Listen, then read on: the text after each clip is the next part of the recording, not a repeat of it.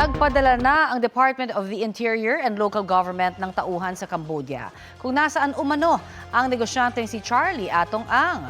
Wanted si Ang sa mga kasong may kaugnayan sa mga nawawalang sabongero. Ayon sa DILG, sakaling nasa Cambodia nga si Ang, magagamit ang extradition treaty ng Pilipinas at Cambodia para mapauwi siya.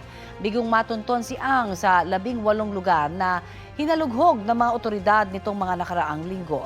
Samantala, 2 beses umanong may nagtangkang mag-areglo sa kaso ng 12 pulis na nadadawit din sa pagkawala ng mga sabongero. Ayon kay National Police Commission Vice Chairman Rafael Vicente Calinisan, unang nagtangka umano si Ang at nasundan daw ng isang local chief executive. Tumangging magbigay ng pahayag ang abogado ni Ang dahil nasa korte na ang kaso. Itong si Atong Ang, pangalanan na natin, ay tumawag sa isang taong sobrang very close sa akin.